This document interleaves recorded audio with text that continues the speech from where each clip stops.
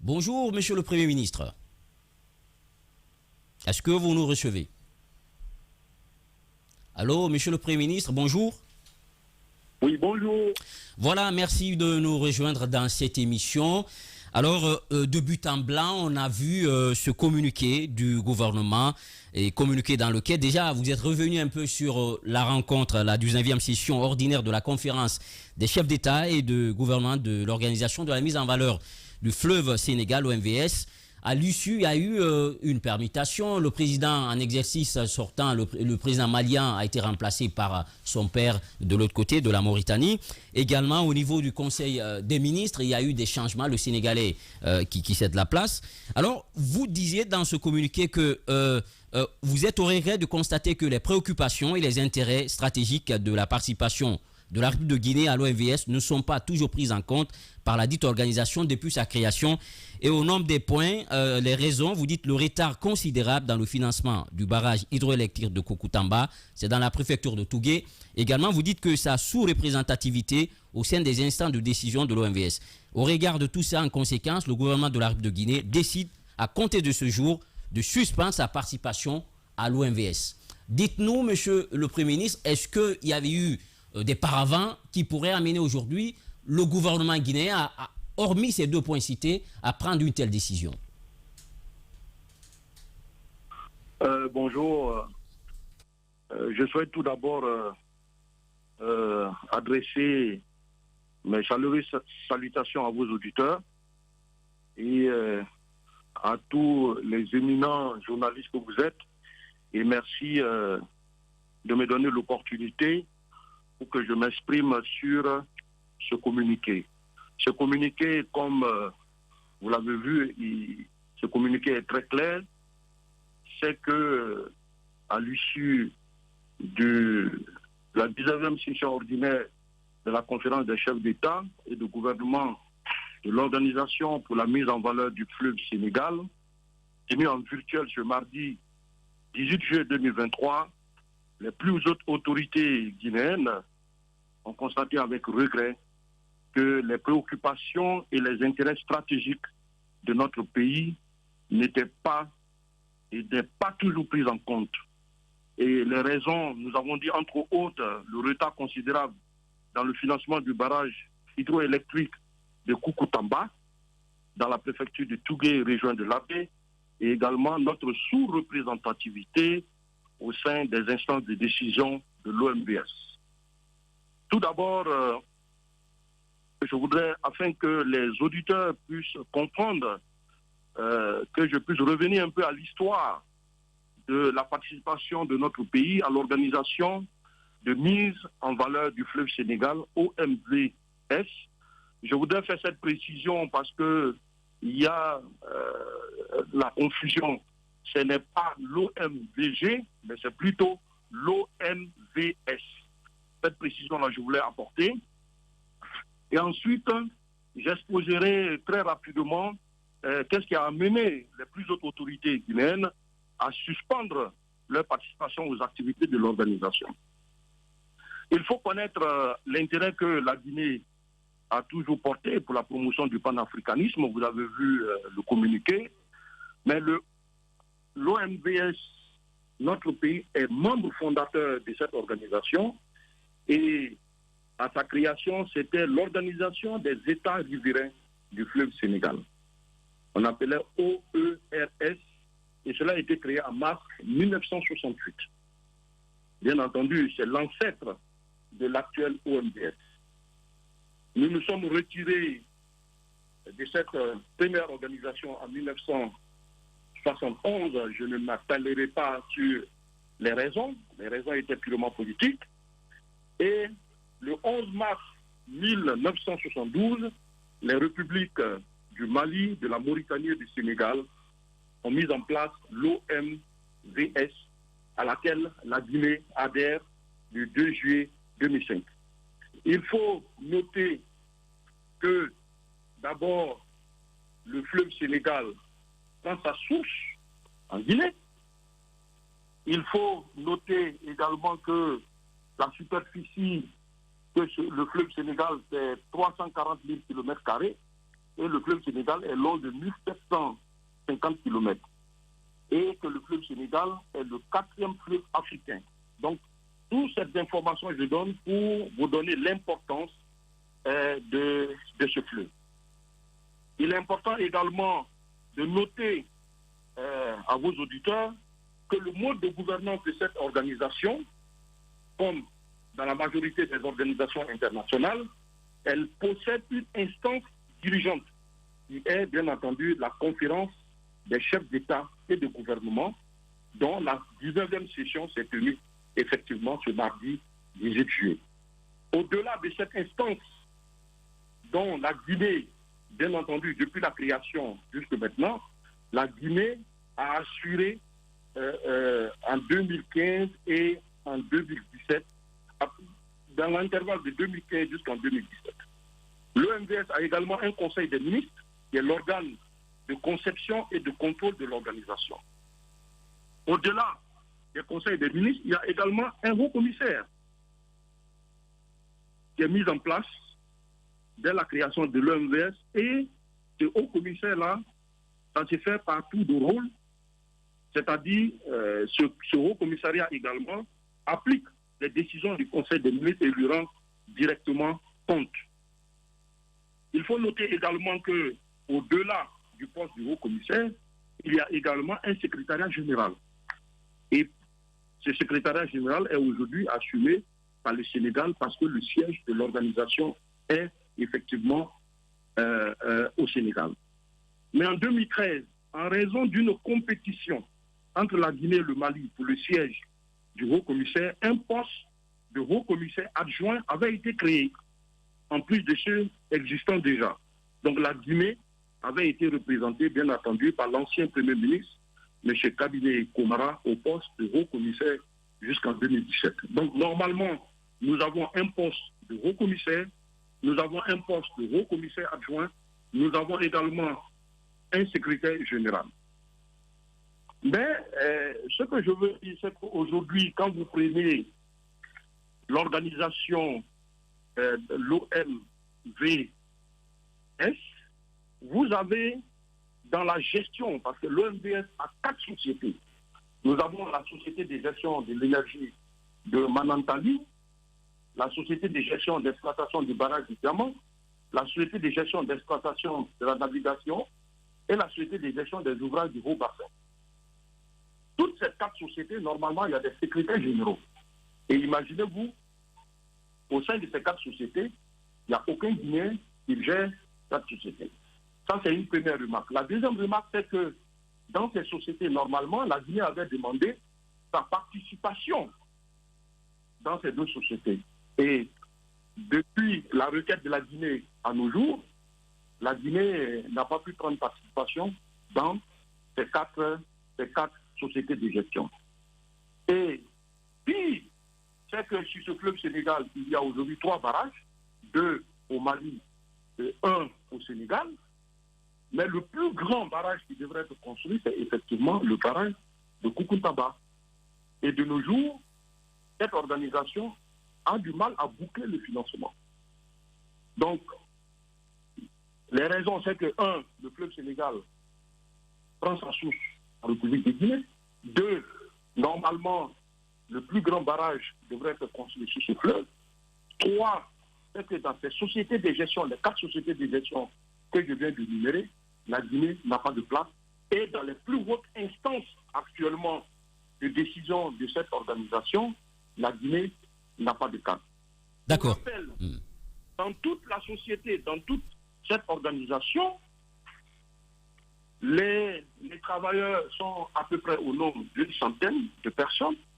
Mais vous imaginez que la Guinée n'a que 6 personnes au sein de ses employés. Nous avons un directeur assimilé, 2 chefs de division et 2 coordinateurs de projet. Et aujourd'hui, la Guinée pense que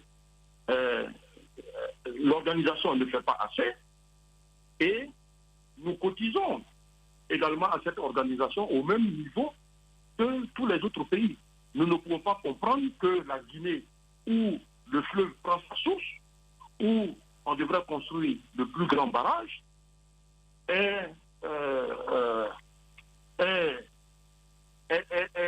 tous les intérêts stratégiques de la Guinée ne sont pas pris en compte. Alors, oui. Monsieur le Premier ministre, d'accord. Là, on comprend bien les raisons que vous évoquez, qui sont légitimes. Mais de l'autre côté, on est amené à se poser, comme dans toutes les organisations internationales, les États font du lobbying pour la promotion de leurs cadres. Est-ce que la Guinée a procédé à ce lobbying-là pour que des Guinéens compétents se retrouvent dans ces instances de décision? Ou bien est-ce que des personnes peut-être tireraient des ficelles pour évidemment barrer la route à la Guinée, malgré que vous revenez incessamment dessus? Le fleuve, il prend sa source en Guinée. Normalement, quand on coupe la source, le fleuve, il n'existe plus.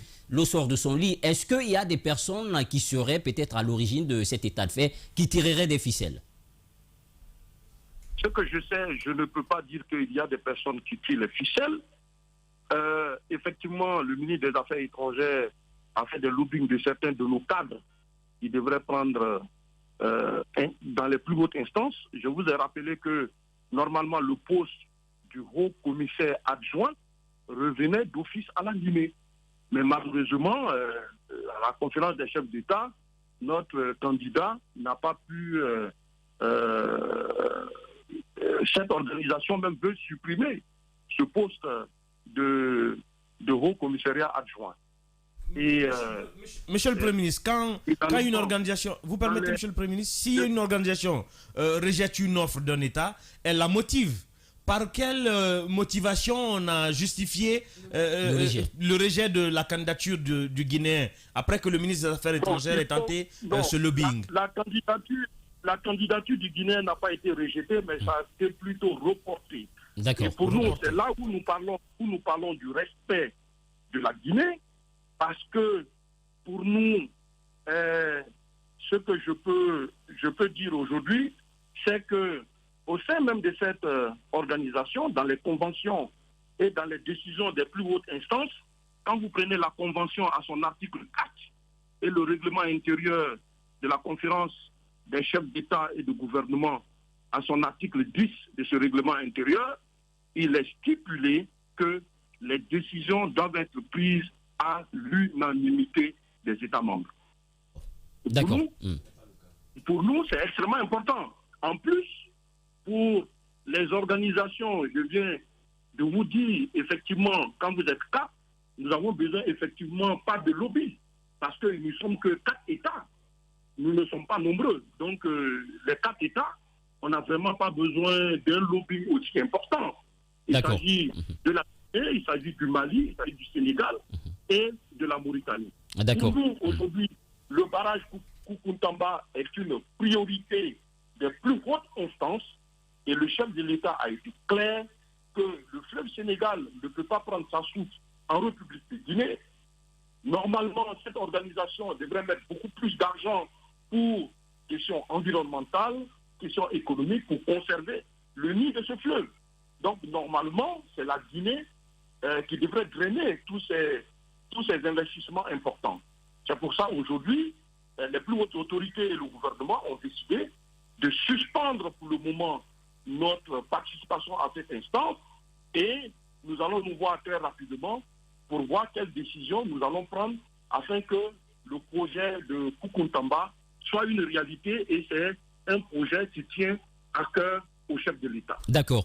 Justement, il faut rappeler qu'à l'occasion de cette 19e session ordinaire ce mardi, avec ces nominations, le président mauritanien qui prend la tête, il y a également Mme Bintou Kamara, ministre de l'Énergie et de l'Eau de la République du Mali, président du Conseil des ministres de l'OMVS, qui vient au niveau du Conseil des ministres et qui remplace le Sénégalais. Aoula Tousso, allez-y pour votre question. Alors, monsieur le Premier ministre, quelles sont les conditions que l'organisation va remplir pour que la Guinée désormais puisse revenir, notamment le cas de Koukoutamba et puis la représentativité des cadres guinéens à cette organisation? Qu'est-ce qu'il faut aujourd'hui pour le retour de la Guinée avec cette suspension? Quelles sont les conditions aujourd'hui? Aujourd'hui, quand vous prenez la convention de l'OMVS, il est mentionné que à son article 25 que tout État qui désire se retirer de l'organisation en informe par écrit le président de la conférence des chefs d'État et gouvernement et qui en fera immédiatement notification aux autres États. Pour le moment, comme je l'ai dit, il n'est pas question de retrait. Pour le moment, comme vous avez vu sur le communiqué, dans le communiqué, c'est bien mentionné que la Guinée va suspendre. Et dans ces cas de suspension, effectivement, les États vont bien entendu entrer en négociation. Il y a des conciliations et pour que la Guinée puisse se faire entendre. Nous espérons bien que les autres États viendront autour de la table pour pouvoir échanger et faire avancer le dossier. Mais pour nous, la priorité aujourd'hui dans ce projet, dans cette organisation, pour le chef de l'État, pour les plus hautes autorités, c'est aujourd'hui la réalisation du barrage de Kukuntamba. Et pour nous, cela est non négociable.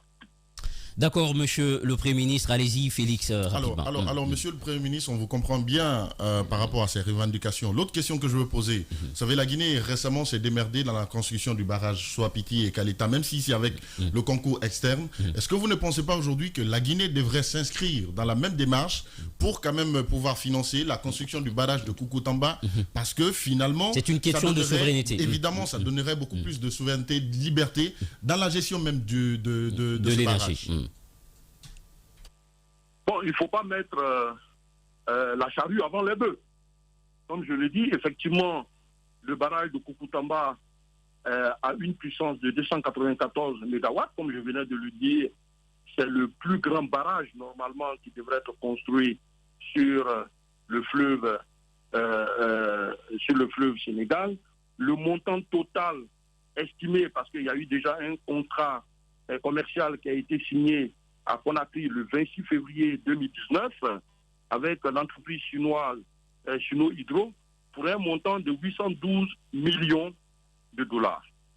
Et ces 812 millions de dollars, ce projet a 4 composantes. La première composante, c'est le barrage et la centrale. La deuxième composante, c'est la route d'accès de 150 km de l'Abbé Tougué à Kukuntamba. Et le troisième, c'est la construction de la cité de maître d'ouvrage avec un plus bâtiment. Et la quatrième composante, c'est la ligne de haute tension de 530 km à 800. Donc, normalement, chaque État devrait repartir 800 millions, ce qui bouclait le financement à 800 millions de dollars. Mais je pense que la Guinée peut redimensionner ce projet et puisque les hautes autorités la construction de ce barrage est une priorité. Nous allons très rapidement, sur bien entendu la vision du chef de l'État qui est bien claire sur ce barrage, nous verrons si la Guinée pourrait faire pareil que les autres barrages que nous avons construits en République de Guinée. D'accord. Monsieur le Premier ministre, on va faire une pierre deux coups. On sait que vous avez un agenda massif et un calendrier hyper chargé. Puisqu'on parle de la sous-région, vous nous tendez la perche. Allez-y, Emmanuel. Alors, monsieur le Premier ministre, on va changer un peu de fusil d'épaule pour parler de la CEDEAO. Il y a eu son nouveau président d'exercice élu, Bola Tinubu, qui, dans son discours de prise de fonction, a eu un discours considéré par beaucoup comme étant un discours martial, dans lequel il a affirmé qu'il ne permettrait plus qu'il y ait une succession de coups d'État en Afrique et que, de ce fait, tout serait fait... Allô, est-ce que... Ok. Oui. Est-ce que là, vous nous entendiez? Vous pouvez reprendre votre question, s'il vous plaît. Allez-y, allez-y. Alors, monsieur le Premier ministre, je disais qu'on allait changer de fusil d'épaule pour parler de la question de la CEDEAO, où le président en exercice qui a pris fonction dernièrement, au dernier sommet, a affirmé qu'il ne permettrait plus que des coups d'État se succèdent en Afrique de l'Ouest, et qu'il se battrait pour que le respect des mesures démocratiques soit respecté. Maintenant, et dans le même ordre d'idée, il a réuni, je crois, avant-hier ou hier, des chefs d'État pour prendre des dispositions idoines. Comment cela est reçu de votre côté? Quelle analyse vous faites de cette posture observée par le président de cette institution? Écoutez, moi, ce que j'ai à vous dire sur cette question, personne ne souhaite un coup d'État. La Guinée, comme les autres pays, ben, ce que je veux dire, c'est qu'en Guinée, il n'y a pas eu de coup d'État. Mais plutôt, il y a eu un coup d'État constitutionnel. Et c'est pour ça que nos forces de défense et de sécurité ont pris leurs responsabilités. Donc, le cas guinéen est un cas spécifique. Cela a été fait au vu et au su de tout le monde, y compris la CEDEAO, lorsque la convention guinéenne a été, la constitution a été tripatouillée par les anciens dirigeants. Donc, pour nous, ce qui est plus important, c'est le respect du chronogramme de la transition. Et je pense que nous sommes en droite ligne. Et d'ailleurs, si vous voyez sur le chronogramme, au vu des explications du ministre de l'administration et du territoire, nous sommes en avance.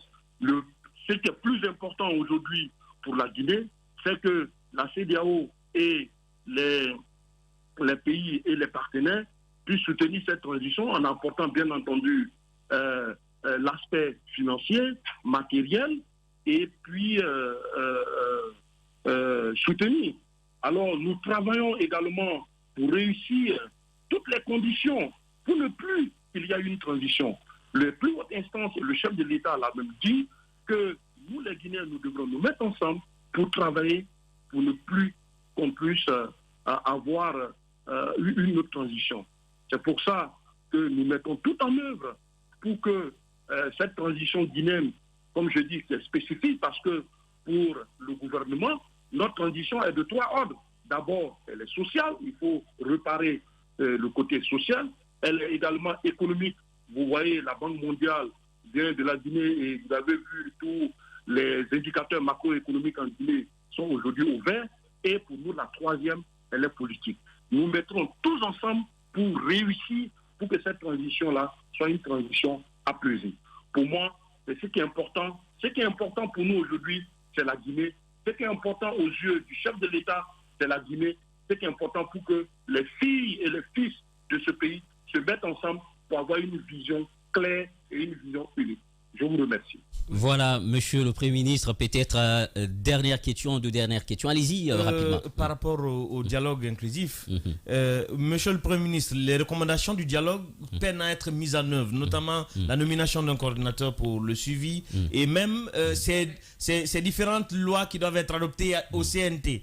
Aujourd'hui, qu'est-ce que le gouvernement fait pour accélérer ces points afin que les pessimistes puissent rejoindre la table? Parce qu'ils pointent du doigt ces défaillances pour ne pas revenir à la table. Il parle évidemment du RAVEC, de l'activité concernant le RAVEC, la nomination du coordinateur, les deux lois, mais également l'autre chose, puisque vous le dites, c'est le financement, puisque pour qu'il y ait des élections, il faut de l'argent. Et on se souvient, beaucoup d'observateurs estiment que la CEDEAO avait promis quand même d'accompagner techniquement et financièrement la Guinée, mais aujourd'hui, on n'est pas orienté. Est-ce que vous dites finalement que si cela n'est pas fait, eh bien, on ne peut pas aussi à Conakry, disons, respecter nos engagements. Est-ce qu'on risquerait de se retrouver dans une telle situation, puisque beaucoup d'acteurs un peu disent que la CEDEAO devrait réagir incessamment?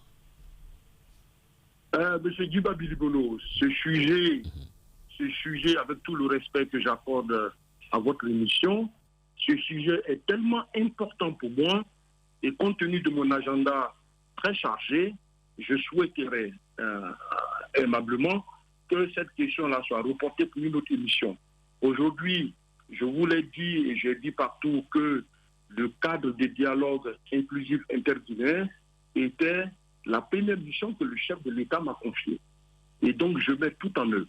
Je mets toute mon énergie, toutes mes équipes pour réussir cela. Vous avez vu ce que nous avons fait avec les facilitatrices.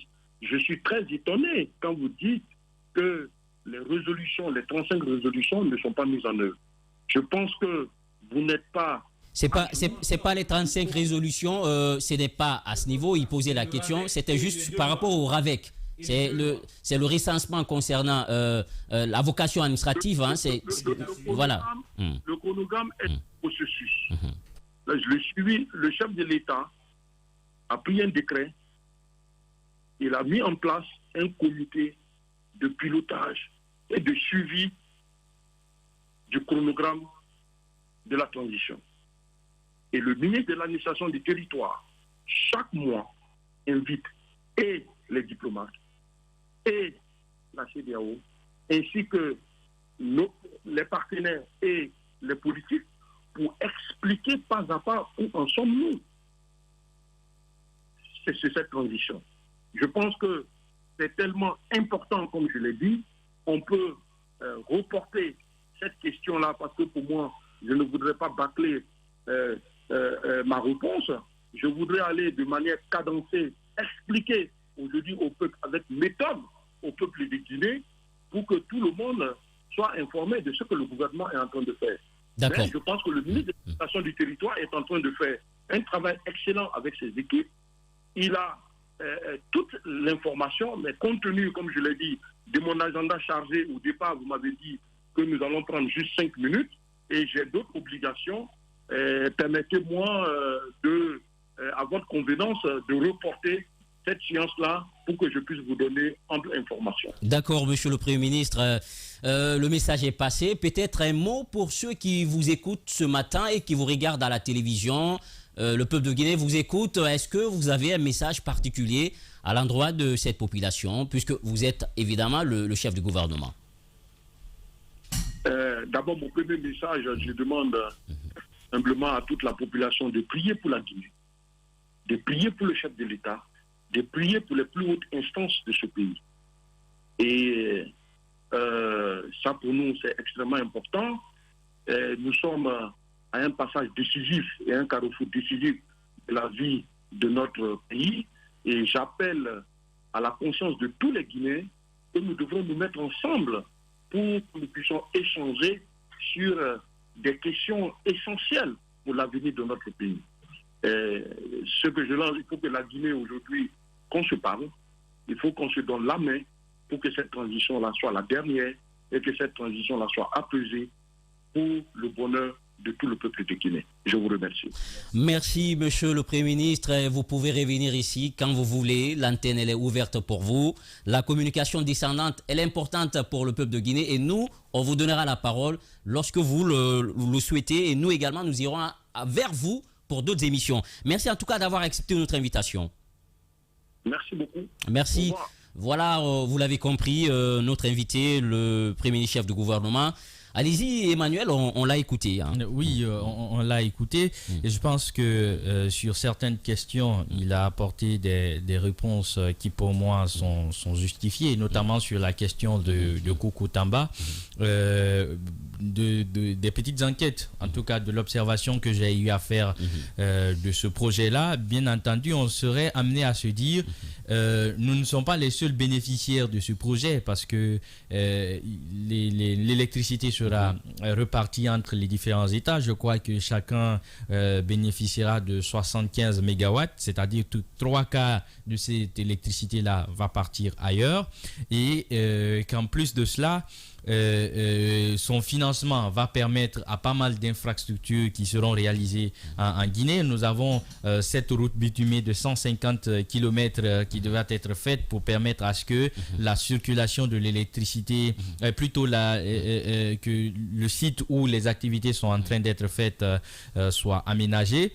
Donc je pense que c'est un projet d'envergure puisque selon aussi les différentes recherches, ça va générer au moins 240 milliards par an. Donc ce n'est pas une mince affaire. Voilà pourquoi j'estime que la décision qui traduit quelque peu un certain énervement par rapport au mutisme de l'organisation qui peine à mobiliser ce fonds, parce qu'il faut rappeler quand même que depuis 2019 il y a eu le contrat qui avait été signé avec cette société chinoise, un contrat clé à main, c'est-à-dire que la société devait construire toute l'infrastructure et délivrer l'infrastructure à hauteur, je crois, de 812 millions, si j'ai bonne mémoire. Donc, c'est pour dire que aujourd'hui, la décision du gouvernement guinéen à suspendre sa participation au compte de l'OMS est compréhensible. De l'OMVS, merci beaucoup.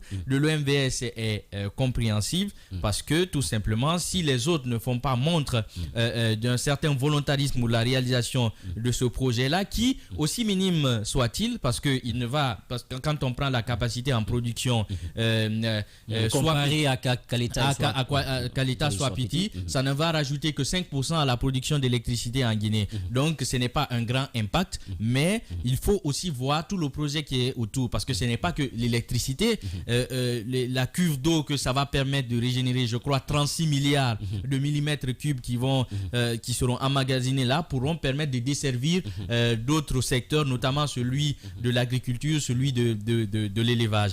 Donc, j'estime en tout cas que c'est une très belle décision et que j'espère aussi que ces États-là prendront en compte les différentes revendications de l'État guinéen et que les violons pourront s'accorder. Maintenant, j'aimerais juste terminer par la question du personnel. Alphonse le rappelait à travers son interrogation, il faut qu'il y ait du lobbying pour permettre à nos cadres, parce que moi quand même j'ai constaté qu'en dehors de la volonté de nos gouvernants, les cadres ne sont pas toujours enclins, ils ne s'intéressent pas au circuit, ils ne s'intéressent pas aux tuyaux, aux canaux leur permettant d'intégrer parfois certaines institutions. Ça n'a rien à voir, l'OMS n'est pas un cas isolé. Quand vous allez, l'OMVS, c'est devenu une histoire d'organisation internationale.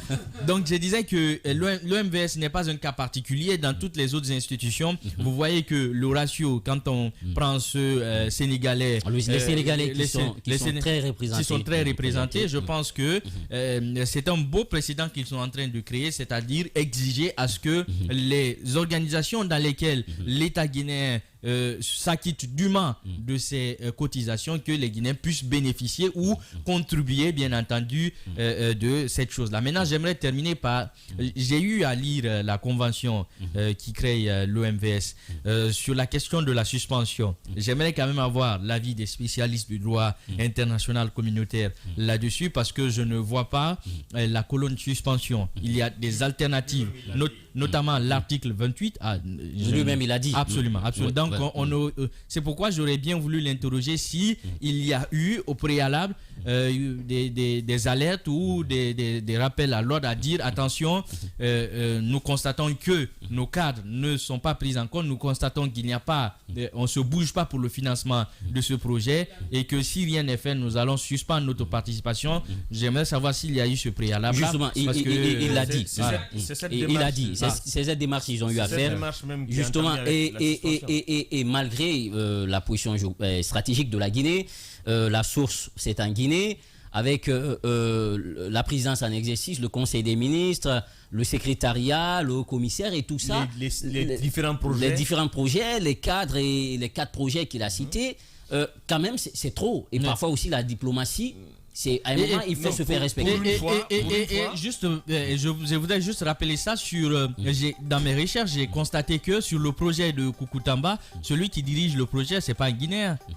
Ça, pour un projet d'envergure qui sera fait en Guinée, il faudrait bien que ce soit un Guinéen qui pilote la situation. Allez-y. Pour une fois, il faut reconnaître que l'État guinéen commence à jouer son rôle. Parce que, en fait, aujourd'hui, on était tous agacés par le fait que dans chaque institution internationale... Est-ce que votre micro est activé? Le micro est activé. Allez-y, Dans chaque institution internationale, on voit des têtes sénégalaises, togolaises et ivoiriennes, pendant que des Guinéens qualifiés ne peuvent pas accéder à ces postes. On s'est plaint du lobbying, c'est pourquoi ma question a porté sur le lobbying. Est-ce que la Guinée faisait du lobbying en faveur de ses cadres? Il ressort de la communication du Premier ministre que le ministre des Affaires étrangères a quand même porté la candidature de certains cadres guinéens pour ces postes. Mais au lieu de les rejeter diplomatiquement, on dit on les reporte.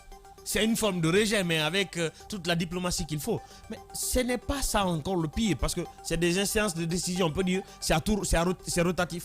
Mais sur les 4 projets, où il parle de plus de centaines d'employés, il n'y a que 6 cadres guinéens. Dans une organisation où le point nodal est la Guinée. La source du fleuve Sénégal, c'est quand même la Guinée. Donc, pour une fois, moi je pense que cette décision est intelligente. Parce qu'elle permettra aujourd'hui d'attirer l'attention sur la place de la Guinée dans un tel projet. Comme on dit, on est trop gros pour être ignoré. Bah, évidemment. Et en fait, et c'est ce qu'on a toujours demandé. Oui. Parce que souvent, ce que les gens oublient, ce n'est pas votre poids qui fait de vous ce que vous êtes. C'est la façon de réclamer votre place. Et voilà, la Guinée réclame sa place. Aujourd'hui, l'OMVS prendra en compte les réclamations du gouvernement. Et ça se fera vite. Vous vous rendrez compte que l'organisation va commencer à se méfier. Les décisions passeront désormais par l'aval de la Guinée. On commencera bientôt à draguer la Guinée sur même les décisions à prendre en haut lieu. Parce que un beau matin, la Guinée pourrait décider de dévier le barrage. Il peut dévier le fleuve. On a les moyens logistiques pour ça. Certains pays l'ont fait. C'est pourquoi je voudrais même demander si, en partant dans la même logique de la question de Félix, si la Guinée allait décider finalement de faire cavalier seul sur le projet Koukountamba, si qui n'est pas, parce que quand je prends, il n'a pas exclu la possibilité. Voilà, parce que quand je prends en termes de coût, Swapiti coûte plus que Koukountamba. Évidemment. Donc, si on a pu mobiliser le financement pour Swapiti, je ne vois pas ce qui nous empêcherait de le faire. Le Premier ministre a fait cas de cela. Il a dit qu'il y a une option. Ils vont faire des réflexions au niveau du gouvernement guinéen ici pour voir s'il y a une possibilité que l'État guinéen même puisse prendre en charge ce projet-là. Et moi, je serais, comment dire, je serais émerveillé que l'État guinéen décide de financer le projet tout seul. Ça nous donnera encore un grand poids dans l'organisation en question. Pour l'instant, c'est le plus grand projet Justement. que peut abriter cette organisation. Mais de l'autre côté, il y a quelque chose d'important à ressortir. Aujourd'hui, il ne faut pas s'arrêter qu'à l'OMVS. La Guinée est membre fondateur de plusieurs organisations sous-régionales dans lesquelles les Guinéens peinent à obtenir des positions parce que les autres pays ont fait tellement de lobbying que c'est devenu coutumier de promouvoir leurs citoyens.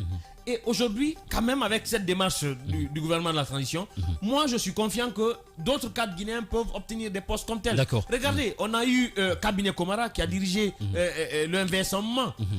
Le haut commissariat de l'OMVS.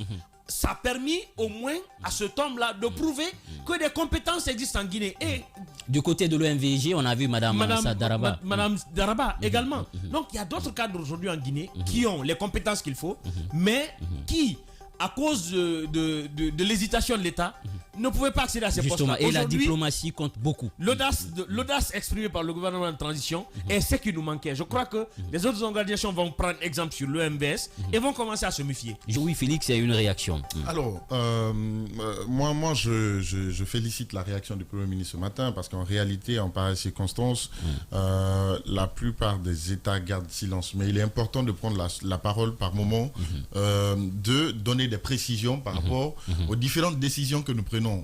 Des décisions comparées, parce qu'il faut le reconnaître que c'est une grande décision de quand même suspendre la participation de la Guinée aux instances de l'OMVS. Alors, moi je dirais que c'est de bonne guerre. C'est de bonne guerre parce qu'en réalité, vous ne pouvez pas vous retrouver au sein d'une grande organisation comme ça d'abord, il faut dire que l'OMVS existe parce qu'il y a le fleuve Sénégal. Et le fleuve Sénégal existe parce qu'elle prend sa source en Guinée. Donc, on ne peut pas créer une telle, institution et qu'il n'y a que 6 Guinéens qui se retrouvent au sein de cette institution. Mais ce n'est pas ça le problème. Quelles sont les fonctions qu'ils occupent au sein de cette évidemment, au sein donc de chef de division. Soit chef section ou chef de division, au sein donc de cette institution. C'est là que cause le problème. Ce que Touré l'a dit, tout bien, en fait, on ne peut pas prendre des décisions pour nous et que nous-mêmes nous ne soyons pas impliqués dedans. Je ne peux pas comprendre, Emma le disait tout à l'heure, que pour un projet par exemple de Koukountamba qui doit se réaliser en Guinée et que le chef de projet n'est pas guinéen, je ne peux pas comprendre cela. Donc je crois qu'aujourd'hui, c'est de bonne guerre. Vous vous rappelez de cette phrase d'Alpha Condé, la Guinée is back, quand il est revenu en 2010, qu'il fallait donc remettre la Guinée au niveau de ses instances de décision internationales, mais finalement il y a eu assez de difficultés à réaliser ce discours. Aujourd'hui, je crois qu'avec ces décisions, c'est un bon précédent parce que ça envoie un message pour les autres institutions dans lesquelles la Guinée se retrouve par endroits représentée. Maintenant, il faut le dire, moi je pense très sincèrement, au lieu de se tirailler, qu'il faut forcément que l'organisation finance la construction du barrage de Koukountamba, c'est une bonne chose. Si on a de l'argent ou si le MVS finance la réalisation du barrage de Koukountamba, c'est une bonne chose parce que c'est une question d'interconnexion aussi. Parce que l'électricité qui sera là, ce n'est pas seulement pour la Guinée. C'est une bonne chose. Mais à partir du moment où le projet traîne et que on sent qu'il y a des ficelles qui sont tirées derrière et qu'on peine encore à réaliser ce projet, je crois, comme on l'a fait avec le barrage de Kaleta et Swapiti, la Guinée peut prendre ses responsabilités pour aller mobiliser sur la question même construire ce barrage. Sur la question même du financement, la société chinoise qui a bénéficié de ce contrat-là a bénéficié de ce même type de contrat en Côte d'Ivoire sur 3 barrages, notamment le barrage de Soubré qui fait 275 MW, financé à plus de 331 milliards de francs CFA. Ils l'ont fait de 2013 à 2017, c'est-à-dire 4 ans. Et le barrage de Koukountamba, il devrait aussi prendre 4 ans. Donc ça veut dire que l'État guinéen, s'il s'y met, il peut bien le financer parce que la différence n'est pas assez grande.